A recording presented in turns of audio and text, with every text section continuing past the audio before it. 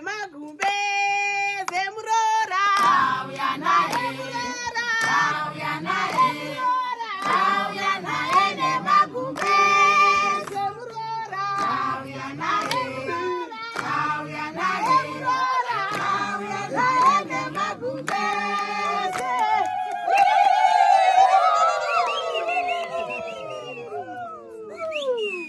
zedu kukunire murora wedu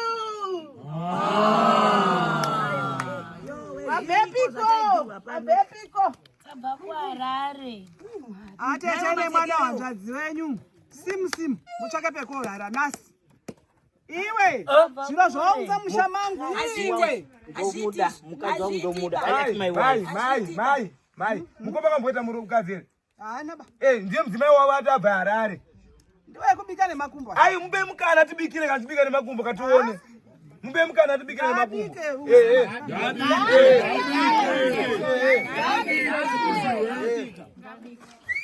Harare mai. Ubobika zviro sizvinodzikira ngetsoka. Harare. Kaoneki.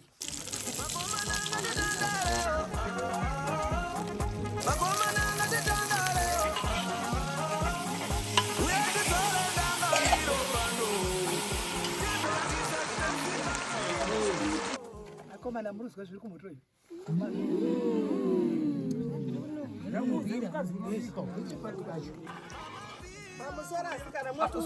Sorry mama. Ndasa ndapedza kubika. Munhuhwi. Masupu enyu let's hope atiti mudumbu ndiko. Aiwa mama. Ndine maausa. Kana. Roi koka iri organic. Wow. Ende dambudziko rinoitika kandire kuti vanhu vakatenga masupu vanonga vatenga vanondatenga roi. Wow. Roi ko iri organic.